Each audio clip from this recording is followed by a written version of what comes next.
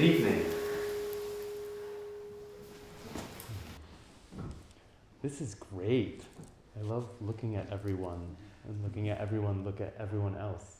because I'm always usually looking at all of you, so yeah. I was tempted to say we should all like pull down our masks for a second and look at each other, but not yet. I'm like holstering that impulse. Holster, yeah. Soon, right? Soon.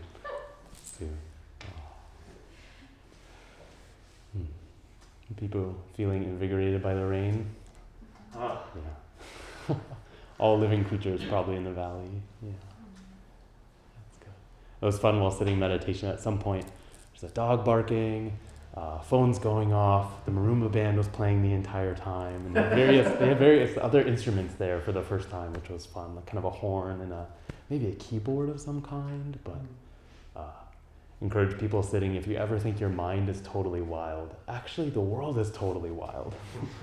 And that moment where a couple of times this happened where it's kind of dark and the sun is clearly blocked by a cloud, and then it moves and the whole world just fills with light. And you're just like, wow, and then you're kind of riding high on this like light trip, and then it all just goes away, like in one moment. And so you can enjoy that theater, that total wildness. It's all around, not just in here. So last week we talked about wisdom quite a bit, and before we get into maybe a little writing activity we're going to do, and some conversation obviously, which was promised, does anyone have any further reflections about wisdom? You could also comment on the piece I read, and anything you want to argue about is totally fine too. In fact, that'd be the most fun, I think.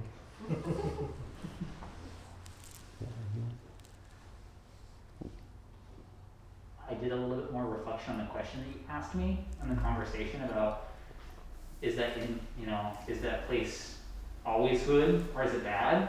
Can you remind people of that context? About that moment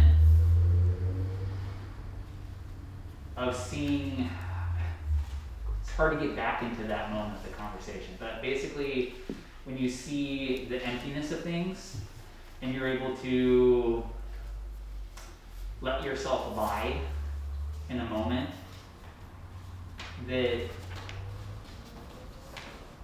there's that moment where it's kind of like you fall through yourself almost. You find that whatever yourself was that you were basing yourself on in that moment was not actually there. It is freeing and it's good, and I think I equated it to like a deep tissue massage where like there's the good and the bad of it. Sometimes it's actually downright terrifying. And I think that that's totally normal. Because it's like you found that the ground that you were standing on just doesn't exist. But it never needed to. Which is totally bizarre. Yeah. So I didn't feel like I did gave the fullness of the answer that I could have in that moment. Mm-hmm. So on reflecting, that's what I would have rather have said. Mm-hmm. So. Yeah, and the kind of the place I was pushing back at you, which is always fun, is a little bit the constant refrain, I think, of all Buddhist traditions, that being like, it's so, we're hardwired to get trapped by a feeling again and again. Yeah.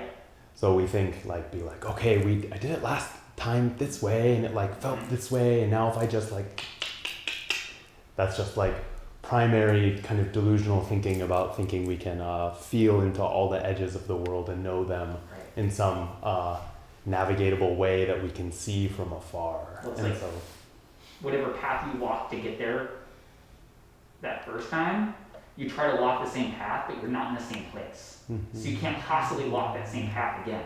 And so whatever you have to do now to find whatever that place was can't possibly be the same. Yeah, exactly. Which is interesting because this is a beautiful, I don't know if it's conundrum the right word, but of path, like, so for example, vulnerability in sitting down and being kind of vulnerable to your own heart state and mind. In one sense, every time it's the exact same. Mm-hmm. On the other hand, every time it's going to look completely different. And so that harmony of difference and sameness is a common way that it's talked about in the tradition. Right there, every time, moment by moment of mind, heart, path, practice, whatever words we have. Yeah, thank you for sharing. Yeah. I think that's what's been so scary for me to grapple with it, with emptiness, is the truth that is death, and the truth that is like any moment could cease to exist for ourselves at any moment. Like if the universe so chooses, that's like the truth of emptiness right there. Is that to live in the moment, you have to recognize that it could cease to exist at any moment. Yeah. And that's hard. Yeah. And like that has to do with the soul. Like, so what does it mean to not have a soul? There's nothing that like exists permanently, right? So coming to terms with that, it's so hard. And I wonder also, and at least a place that feels like this tradition pushes me towards is so fun teaching in our school is that the snap of the fingers contains within it 65 mind moments, 65 different little self-perceptions of self and other world movements. Like the mind, there are 65 little pieces of that our heart-mind is entwined with, and that there's the whole wheel is of life and death. That death can't be separate from life. What we call life can't be separate from that death. And when I go to bed at night and I wake up in the morning, am I still the same Genjo? Like, what? Yeah. What's there? Nothing. Yeah. But also something, right? Yeah. Like we're here in this room, we get to look at each other. There's something to be done. Turning. The wheel's turning. Yeah. And then in a classic Buddhist sense, that doesn't stop with the physical death of the body. That there's a part of us that continues forward in some way. Yeah, that word karma that you hear about. And we won't go into that tonight. That's a big conversation, but really, really important. Yeah. Oh.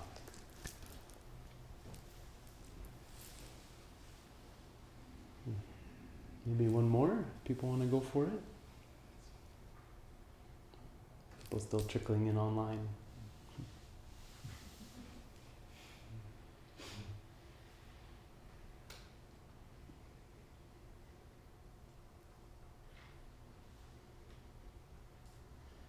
Okay, we'll have lots of time for discussion. So before moving on, I sort of set up something and I forgot to show you, so I'm going to do it now. We received this in the mail today from a friend in the Dharma. I just want to show it to you all. So ridiculous.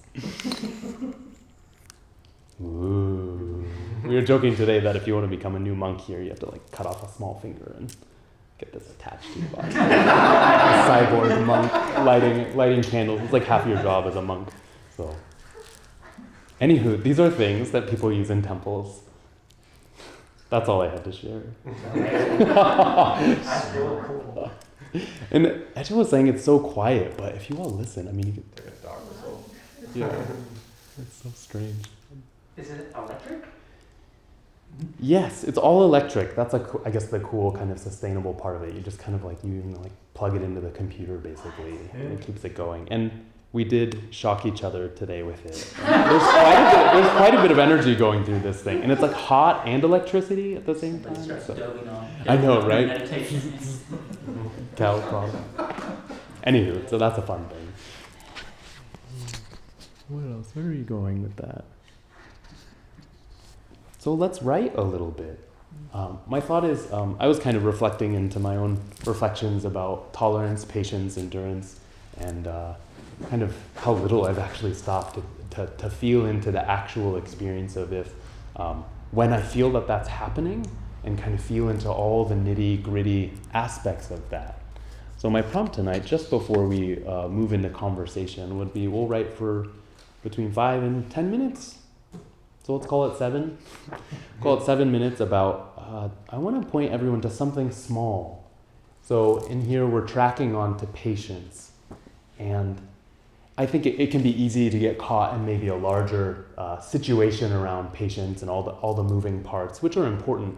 But with this little writing exercise, it'll just be a free write where you sort of, the goal is to keep your pen to the paper and keep going, even if you just have to write endurance, tolerance, patience, endurance, tolerance, patience.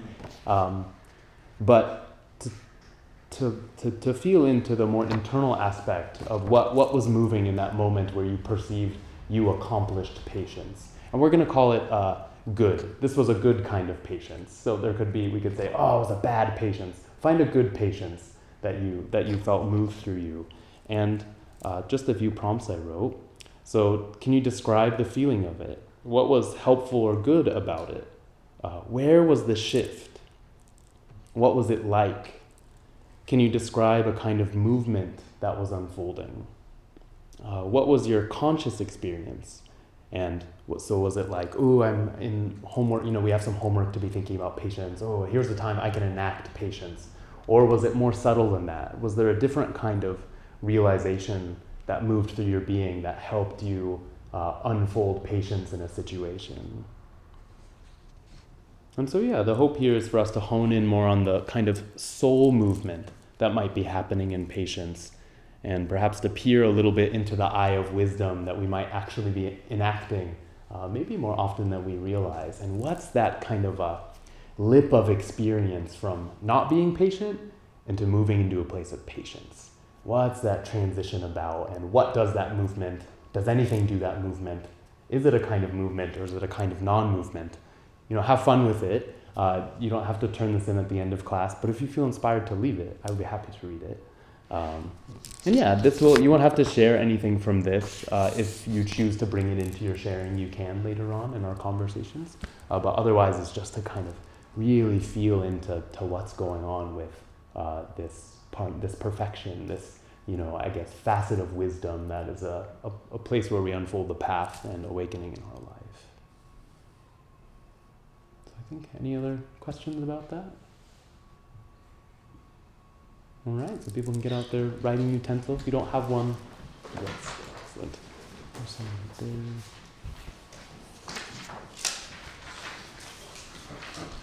I'm gonna have a bell next to me, so I'm gonna use that.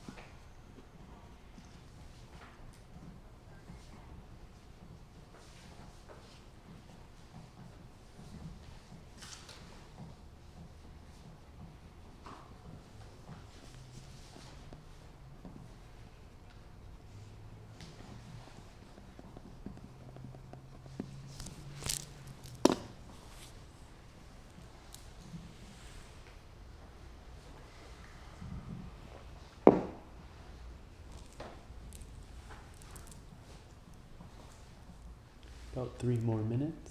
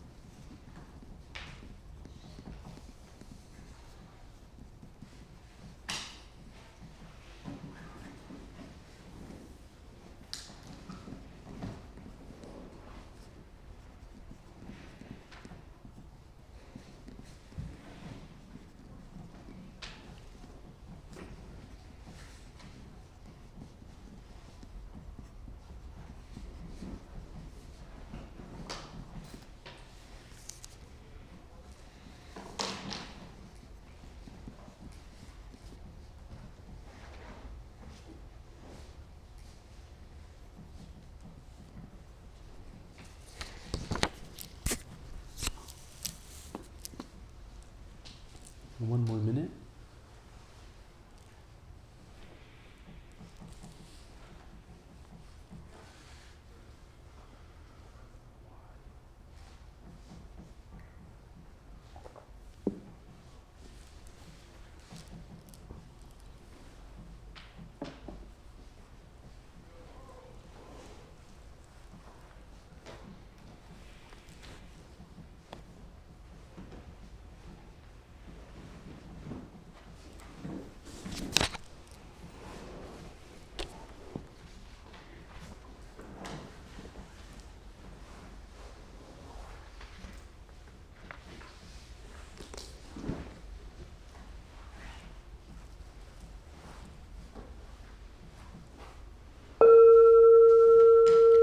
You're welcome to keep writing for a little bit in rebellion. Finish up.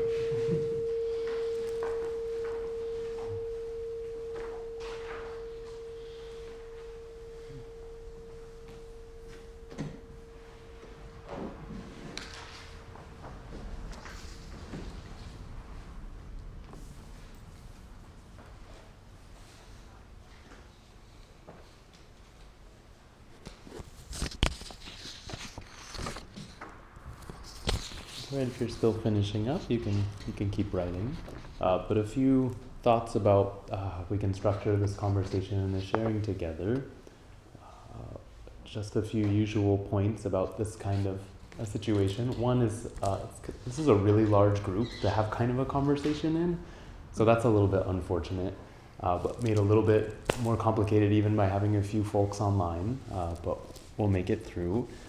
One important point, I think people have maybe heard this kind of phrasing before, but be sure to keep in mind stepping up and stepping back, especially if you tend to be a person who hangs back, you're encouraged to come forward.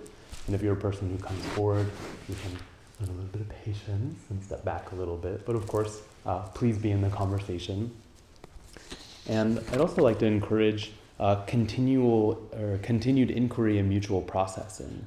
So in the past classes, especially when the sort of hall has been set up, so I've just been in front and everyone's been facing me, it can be really easy and enjoyable to have kind of just conversations between us, but I'm really going to move into a place of being a moderator, or what's a better word for that? Facilitator, and kind of move back into the group. I'll even put my mask on, kind of be hanging out in that space, and then the hope and the idea is to be reflecting off of each other and bouncing off of each other. And so maybe if you have a very different idea of where a conversation is going, you can, sit back on that for a while until there's a lull and maybe introduce that idea then. So if the group is sort of mutually cooking on something together, we can let that cook a bit and see where that goes. And so that can even encourage, if two people sort of really get into it about something, that's great. I think we really want to encourage that. So there can be some back and forth. I think that'd be really nice. And so you can, a couple of phrases, you can say something, I really liked how you said that. It makes me think of this. And, or how you phrase that really opens this kind of an image for me. Or, just saying like, I'm not sure I got that. Could you say that again or in a different way? So places we can, really extend our sort of, what's the right word? A generosity of spirit in helping draw people out. We can all sort of take on that role for each other. And if anyone just even wants to put a question to the group or ask follow-up questions for someone in particular, I think we can say that's also totally a go. Yeah, those are kind of my thoughts. So I think we'll open up the floor, and if anyone, feel free to lead or talk about what people wrote about, or if anyone sort of has a burning way they've been thinking about or curious about patience and want to toss that out to the group, seems like a good place to start.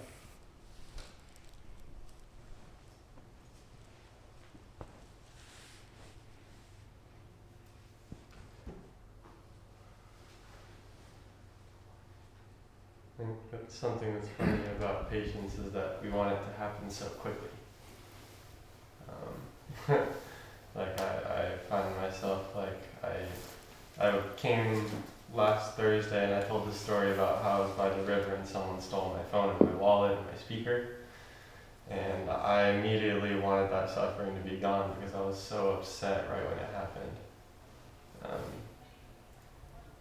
But yes, I wrote this kind of flow of thought that happened when that occurrence. So it's an unhappy occurrence, and then I have a feeling of loss, and then a resentment for whoever took it.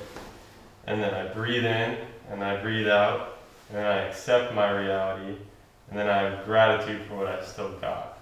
At least I try to. So I still got a mind, I still got a body, I still got family, friends, food, water.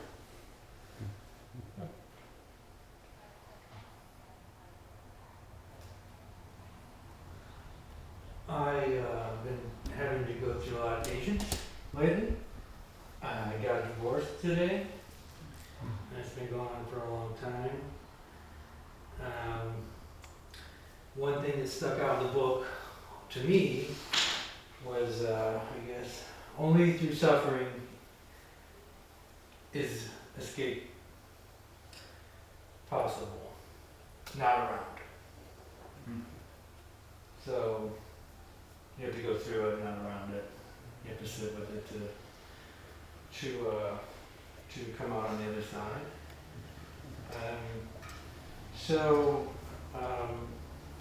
A lot of emotions, I guess, today. But patience was, to wait while everything was unfolding over the last few years, all the facets of it. Forbearance for going through, kind of the situation itself for a long time, and all of the kind of onslaughts and character assassinations that come with fighting on each side, So there's that. But I've been able to have tolerance of the situation and, maintain an equanimity and not feel the need to, retaliate, and still have compassion and understanding that Bob is in pain too. So he's also going through his own stuff. We were together for 20 years and just a lot of things. It seems like I always, I don't know if it's the right place or right time, or the Buddhism, there's no coincidence. It's like I always get what I need when I keep an open mind and I'm open to everything and I keep my practice going. I find when I do get impatient that, wisdom kicks in, or the emptiness that we talk about. There's a comfort in emptiness for me, just because impermanence is emptiness, and the situations arise, but they're not going to last. Nothing lasts. So it's so there's an end to all things. And a few weeks ago, you guys had on the board, suffering does not preclude joy. So even when things get bad, they're still really, really good. And the more and more I delve into practice, life doesn't get easier, but my understanding of how, like, the bigger pictures of everything change to allow me to handle things in a different way, in a different kind of mindset. So that is it. I really love how you just, that quote by Dale Wright, I mean, that's just like fundamental, like bread and butter Buddhism right there, and really encouraging entering something, and how it feels like the lip of patience for me is this kind of place where I get my knee-jerk reaction is escape. Escape is always the first one. So I get this being rising in me that's like, all right, how do I get on the other side? Yeah, it's just like, how do I move past whatever is problematic right now?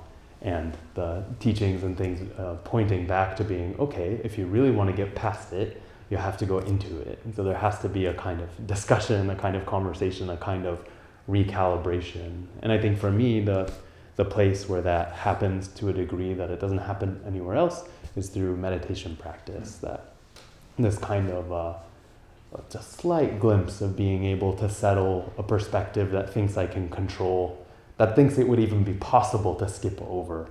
But we're a place where that settles just a bit, and I can, be the lump of confusion. I can be the flowing of pain, or the kind of bottomless, kind of unsettledness that that we've been talking about, that teaching part of emptiness, where it's unsettling to have 1,000 different viewpoints and then being like, oh, and I can't choose any of them.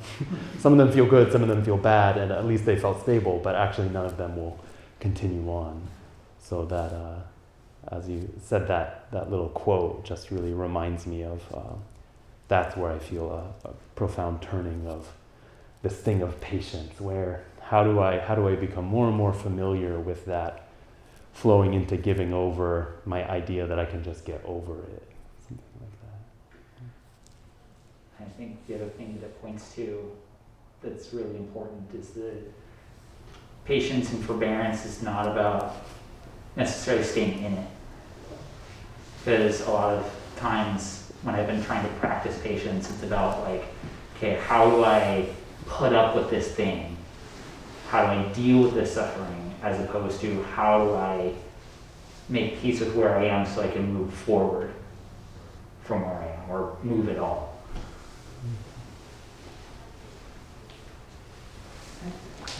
Yeah, I think for me also a piece of that is like when I respond in a way that I don't like, of having patience with myself to let that go and start again in a way that I do want to move into the situation. Like for me, it's like parenting, right? And I'll kind of lose it and be like, ah, and then be like, oh, I'm really sorry. What I meant to say was, and not getting stuck and being like, oh, I can't believe I did that. Which is like I have a tendency to get frustrated with myself for acting inappropriately, and then having patience with that and saying, oh, but I can move forward. In that. That really opens up the door for me, what both of you were saying about the relationship between patience and vigor. Mm-hmm.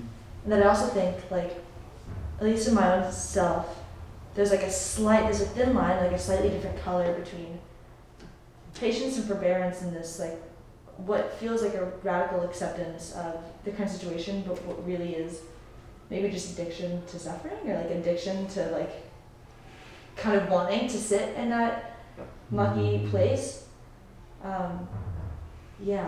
So that feels like yeah, you're speaking to vigor, like the vigor to be like, oh, then somebody sitting with like, oh man, I messed up, like I did the wrong thing. Having the energy and like vitality and life force to act on it. That's a balance in that. I'm looking for in myself. It's almost where the most courage comes from. Sometimes it's easy to just stay where you are and become a rock.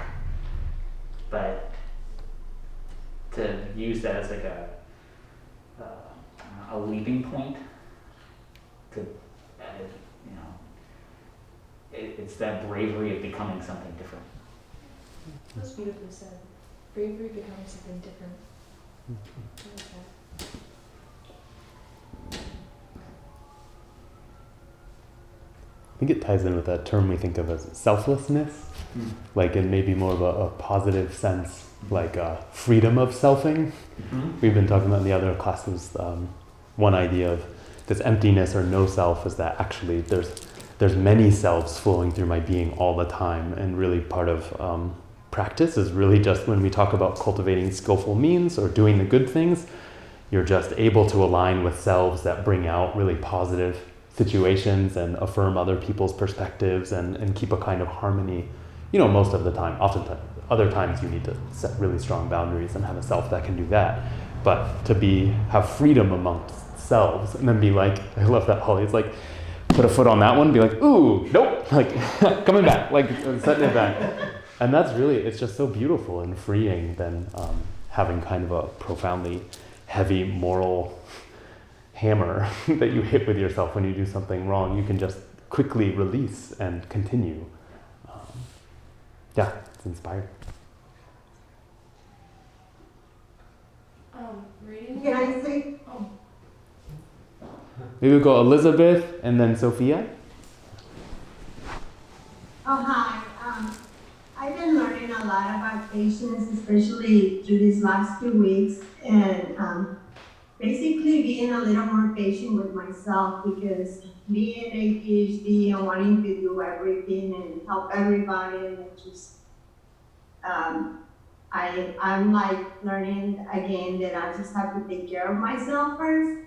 And like per se, Sunday I took the whole day out for me. I went to a meditation class also. This is kind of embarrassing, but I fell asleep sitting on my meditation. So that's how patient I was being with myself.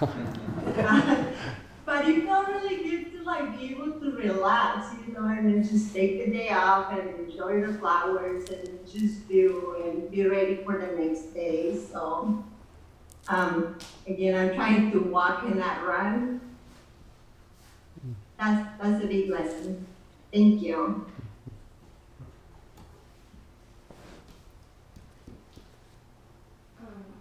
Reading the text made me think a lot, or what came to mind was how we handle other people that we disagree with for whatever set of reasons.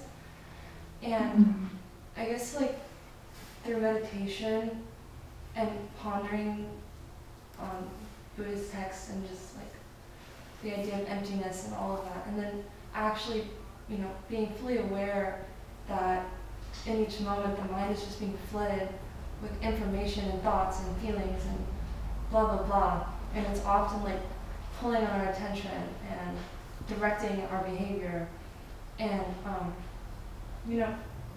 that's just part of being human, and seeing that in other people and recognizing that there's a whole combination of factors ultimately outside of individual control that is bringing into other people's minds thoughts and ideas, and that leads to behavior that ultimately might be hurtful in some sense to other people or to ourselves, but ultimately recognizing just the influx of just craziness in the mind, in ourselves and in others, and holding that in a compassionate way. Like, it doesn't necessarily prevent acting to like diminish the suffering of the other people, or like even the hurtful people or the people being hurt, but fully recognizing that, I think, really promotes a compassionate heart, and in that a more declare a sense of emptiness. I really love everything that you just said right there, and it made me think about something that I've been thinking about recently, which is what goes into what we are thinking at any given moment. And like, so maybe it has to do with like our gene pool, but there is like an infinitely complex amount of present moments that go into what we are thinking at any given moment. There's like, and everyone has their own experience. So how are we to think that we know that other people, that we know what other people know to be true? If that makes sense.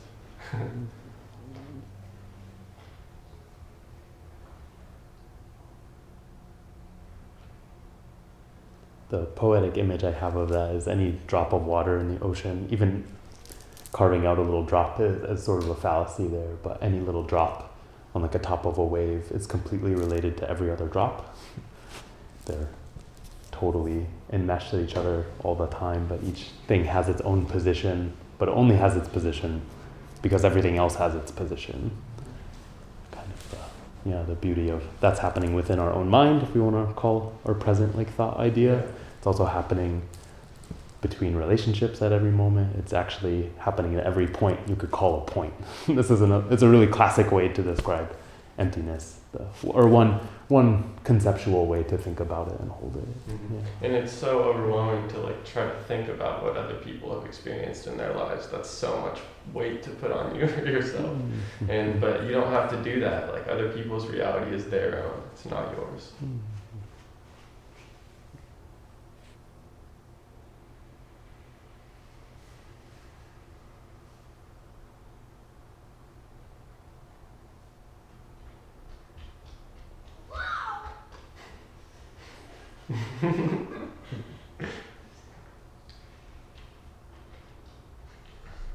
I've been thinking more and more we might need to put a sign up there that says like, just so you know, we sit quietly often nearby. If you're having a conversation, there's a good chance someone's sitting nearby quietly, unintentionally listening, but like, still kind of like opening their sense gates. Yeah. I think that would make it worse. You think so? People would probably like, hey, I think people know when we're in a meditation retreat and people will drive by with really loud songs. It always makes me really happy. And then they hear chanting and they're just like, whoa.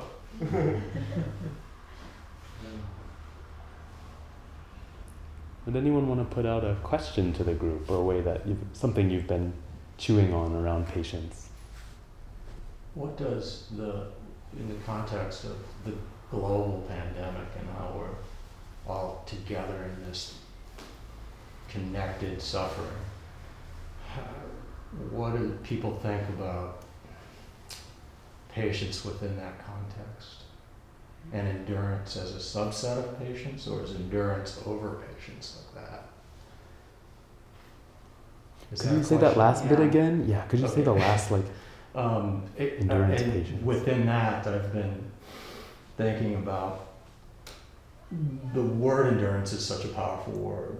Patience seems softer, patience seems warmer, patience seems like a big mother around this hard thing that is endurance that we all go through. And I've been trying to contextualize those thoughts within this notion that the whole planet right now is what we always deal with. And I mean, I lived through a lot of the 20th century and there's a lot of horrific shit going on then. But now there's this global thing with our media. We're all very aware of it and we see news, and just like to hear people's thoughts on that.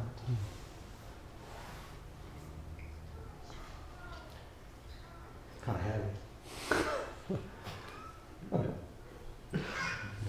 I was thinking about how, in reflecting about the pandemic, like how tough humans are.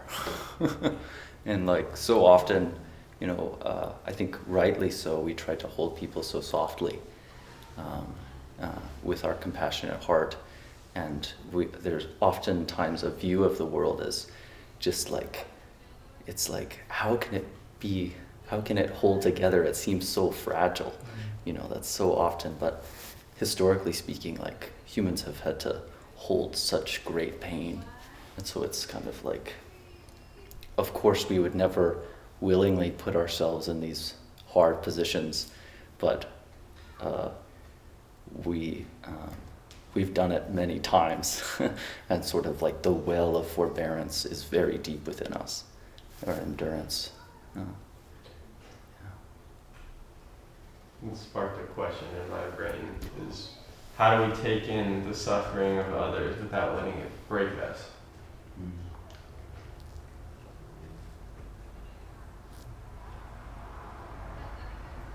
I've asked that same question to the avid in different ways, different times, and it's he always reminds me that there's a lot of good too. There's a lot of beautiful with the ugly, So there's a balance into all that. I mean, it's not all doom and gloom, but so it's helpful to remember that there's a lot of beauty,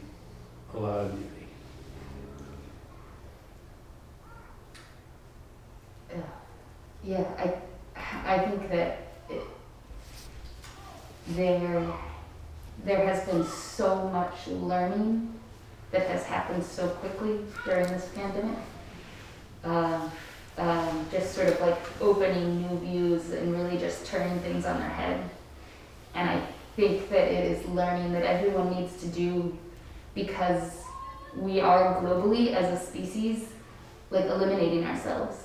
And this is the beginning of like mass destruction, of water wars, and I'm a pessimist. But there was a man that gave a beautiful talk about like environmentalism and Buddhism. I can't remember his name, but it was a Dharma talk on a Sunday, and sort of saying that like we are in like the worst position we've ever been in as humans.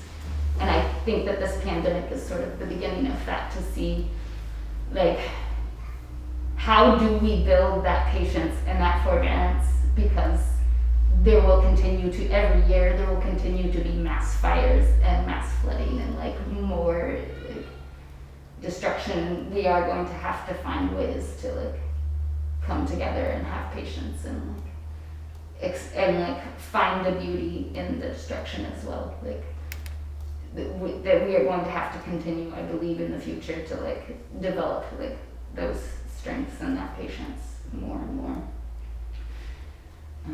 I don't think it's going to get easier.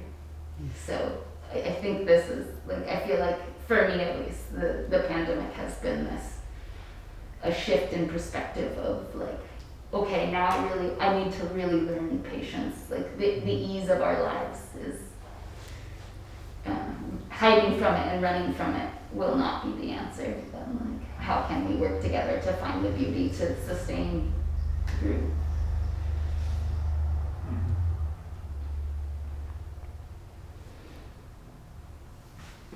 Can I ask a question? So this is one of those exercises for me where you start thinking of a word long enough that you can't define it anymore. And so like my first question is like patience of what? Like patience, I didn't even know the fault, patience of, patience for, patience of what? And I kind of got around to like endurance and forbearance. And at first I was like, oh, I don't like those. But I kind of do, I think, if I understand them in terms of like endurance of suffering and not endurance of like another person or endurance of a situation, but like endurance of the discomfort that is, or endurance of like, I've just lost all my possessions in this moment. Like, let me sit with this versus being vigorous and like try and like act in a way that hasn't been thought out. Like, so the endurance and forbearance piece, I'm now, okay, I kind of like those. And maybe this has moved to none of it's all a translation of something else, so it doesn't matter, but I'm struggling with what actually patience is. Like, what is patience? Like, what is patience? Like, when you say it's like a softer form of this harder thing, I think I understand the harder thing, but I don't understand the softness. And so, like, when, Holly, when you were talking about your kids, I guess I'm almost like, well, is that patience of moving from one response to another? Or is it like generosity to yourself to say, oh, I'm going to be kind to myself in this moment and move on? So then what is patience? Like, what is patience? So that's where I'm at. And if anyone has anything to offer, that would be great. Sounds like a process. Yeah. That's it. He said it sounds like a process, and I feel like that's exactly what I'm working with, is that patience is a process. Yeah. But that is, yeah. Patience. I was Sorry. like, Patience to me seems like the big circle in the Venn diagram where everything else is in it. It's the context to me, where everything else fits into. Can you explain that a little bit more, the context? Sorry. Can you explain that a little bit more, the Um, context? It seems like it's a general term. I mean, it's almost semantics. I have a tendency to get lost in just overthink words, basically, as we all do, I guess. It seems like it's the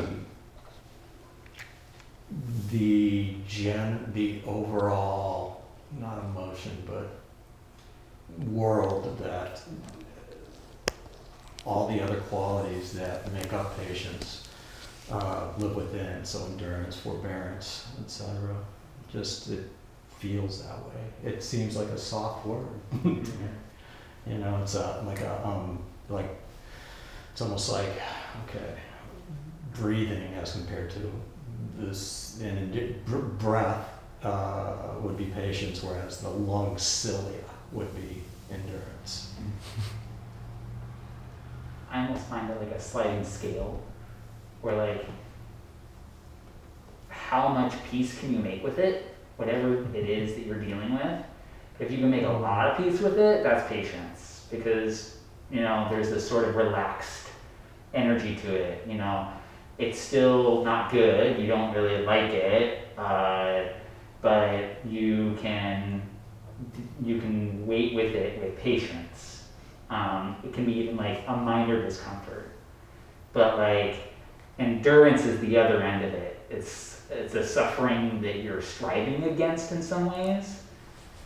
I think of it kind of like in those moments where I'm doing a big hill climb on my bike, and there's an amount of energetics going on where you are totally engaged with whatever is going on. That to me seems endurance. And forbearance is somewhere in between. That's just the way that I feel about it. The way that I am thinking about it is still, it's the process. So like it starts at the top with an unhappy occurrence, or it starts at the bottom with an unhappy occurrence, and then you have a feeling of loss, and then it's resentment, and then you take a second to breathe, take a second for yourself, and then you get an acceptance of your reality, and then you have gratitude for what you still got. You have your body, you have your mind, you have food, you have water, you have your material possessions, but you don't have control over all those things, and sometimes they get taken away, so you fall down to the bottom, and then you gotta climb your way back up again, and then you lose control. What you said about losing everything and all that, yeah. Pretty much gonna be said. I kind of want to take the opportunity to grab the ball from everyone real quick, because this dovetails into, I think, a teaching that I was looking to give a little bit last week. But I think you just, I don't know, your question really fits well, and I think actually aligns really well with everyone's kind of responses. And so a couple of people will remember in the last class we did, we talked about ethical action and how there are kind of three layers of the precepts that you keep within Buddhist practice, the sort of ethical code. And the first one, so these are called the Pure Precepts, the 3 Pure Precepts. They're kind of like, I image them as kind of like, they sort of modulate the rest of the 10 prohibitive precepts, which is like don't kill, don't steal, don't lie, don't misuse sexuality, on and on. And so there are these three kind of levels of how you can think about those precepts. And I think those three pure precepts apply really well to the idea of actually any of these perfections. So here being patience, I've sort of codified the kind of three different layers of the three pure precepts. The first translation of the first pure precept is to embrace codes and forms, which basically means if you're going to take the precepts, like actually do them. You're taking on a code, and they're phrased prohibitively, they're negative. And so really you could shorthand say they mean stop. Don't kill. Stop. You don't have to have any like wider feeling or understanding beyond that. Just don't do that. Have some faith. Just stop. The second one is what was it? Do good. Cultivate wholesome things in the world. And so the shorthand I have for that is do good and help. And the third one is embrace living beings. Embrace living beings, which is kind of the kicker of all of them. And so how I think this fits with patience, if we just have stop, this is, I think, mapping on really well to the levels people have been talking about. And there's kind of a sliding scale, if you may, like Matthew said. But one kind of patience is just to stop. Like your mind might be going nuts and you decide to just like stop and sit on the cushion. And that's a deep kind of patience. Or you might have a feeling you're going to do something, or you're trying to holster some unwholesome thoughts. Is just a level of stop. And for me, that actually feels like the most like endure, I'd say, actually. I have no feeling of a way through this. I just endure, my unwholesome mind. I endure a kind of situation that I can't feel any wiggle room out of. So the second pure precept of embracing wholesome states, so doing good and helping, how do we start to be able to activate our kind of patient mind in a way that we're aware of certain things and able to foster harmony and connection in the world? So whether that's, so you basically start to get some movement within the stopping of unwholesomeness and an idea of a perception beyond maybe just the most intense images or minds or thoughts moving through your head. You might have a greater perception of other people, and how can you be settled in a situation enough, even if it's uncomfortable, to like wade through it with people a bit in a way that isn't just reactive or lashing out with the first thought you might have, and being able to guide people and yourself to create some kind of harmony. And the third one, embracing living beings. And the way I categorize this is the place where what we call patience translates into wisdom. So a kind of profound accepting of living beings that really dovetails into how people, all the images we were talking about. Sophia, you first brought this into the conversation. The unfathomable causes and conditions of each individual being you see, and each individual thought that comes into your mind. How do you have the patience to give up your own ideas of greed and aversion, to keep that in mind always? What kind of heart and mind sees, I guess I'll say that rhetorically, what kind of heart and mind actually does that? Well, we have some discussion about that. That's a Buddha. That's a Buddha. In one of the perfections, one of the Diamond Sutra, it's a text we study here often. It's within the Prajnaparamita literature. It's a beautiful line. He's talking the entire story, this entire sutra, to one of his students, and he's saying, of all the grains of sands in the entire Ganges, now imagine each one of those grains is another Ganges, and all the sands in that one too, so it's just an unfathomably large number. These are the number of mind streams going on, this is what's all happening. And then he says, but Subhuti, do I not still speak of them as grains of sand? So the Buddha doesn't get washed out on just the cosmic trippiness of the game, but stays with the particularity of each thing showing up. I think this is a way we can talk about the perfection of patience. That there's a way we stick with the, as Buddhism would say, that there's inevitably baked into living a dissatisfactoriness, an incompleteness, an inability to hold everything or know your way through. That's just part of human life. And to stick with that thoroughly and to keep in mind the profound,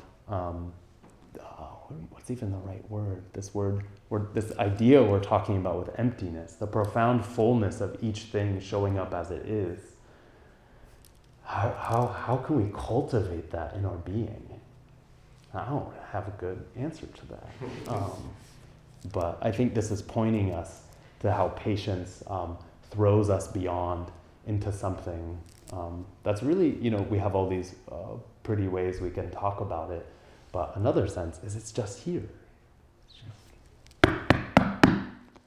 Like the way that sound just hit your ears, no one else will have that. It's the modality of the way we move through life, and when we have some measure, some ability in our heart and mind to begin to take in the specificity of our life in all its kind of unfairness and difficulty. And sometimes that unfairness and difficulty means rising to an occasion to remove unfairness and difficulty. It's like a meta unfairness and difficulty going on. Bracket. It's so easy to think when we're talking about patience, you just have to put up with shit. So I get any shot I can in to say, actually, the difficulty on your life also means rising to meet difficulty. That's a part of this. And Dale Wright does a really good job in this book of talking to that. I've totally lost my train of thought.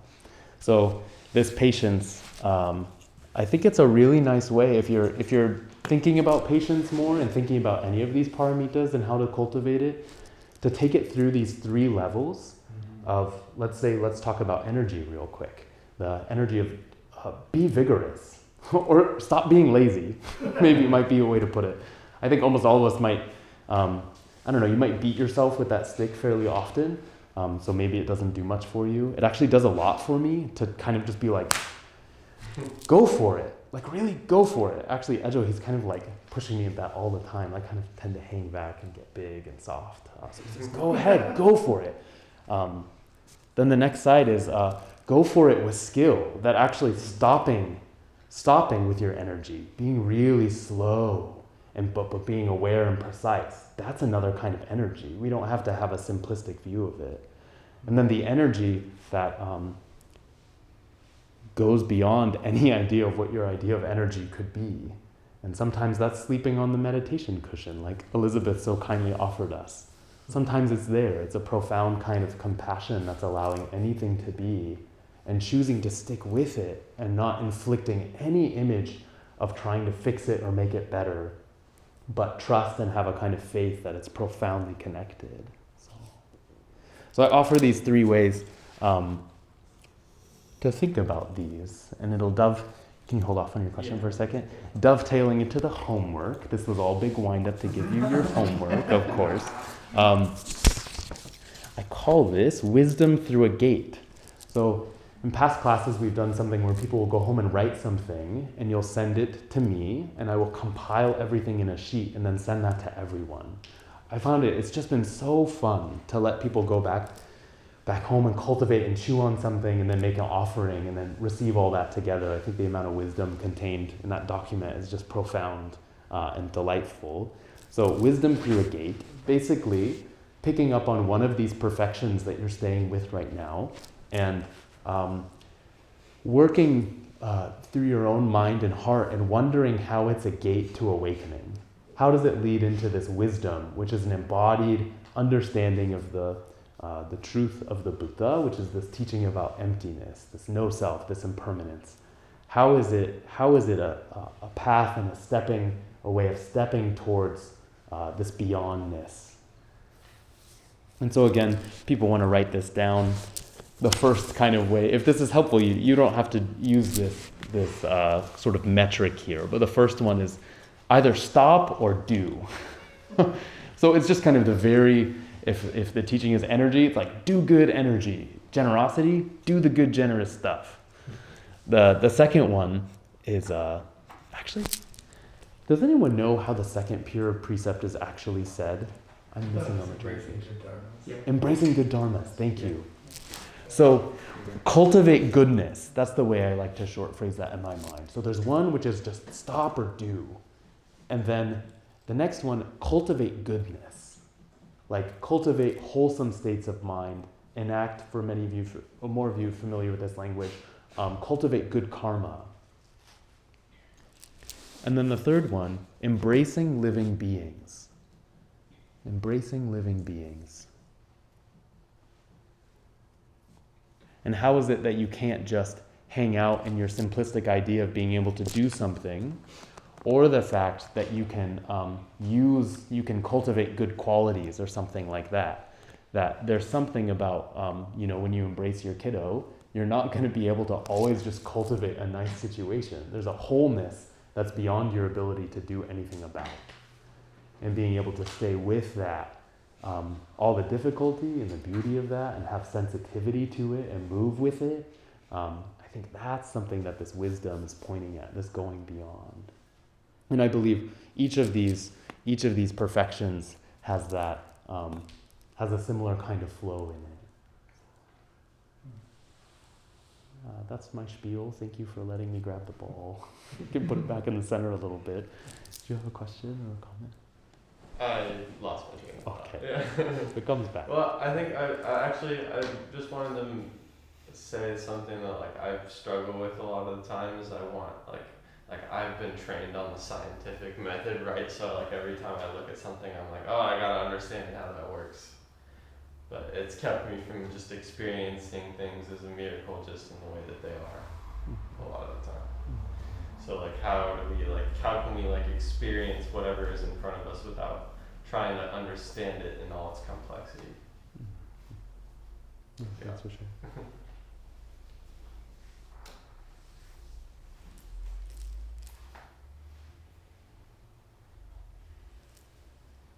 Any other questions about the homework there? Or any other parting shots? So you want us to write about one of the perfections by using each of the first three pure precepts.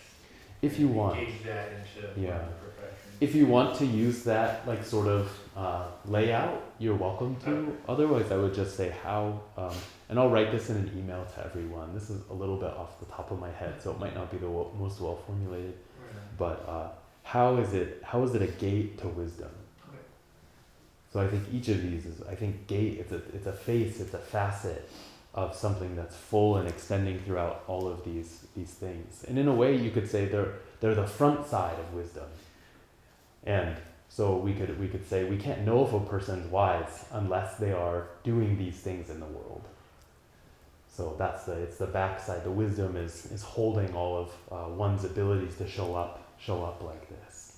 And then further, I think what's really beautiful about this is that, but as deluded beings, we have to chomp our way through them. It's not like we can just cultivate wisdom on the backside. That's a nice sort of secret process, even though I also think it is. But that the front side has to be totally messily engaged with. It's just, what is it? Dogen said something like, my life has been one continuous mistake. So, yeah. Okay. Well, thank you, everyone.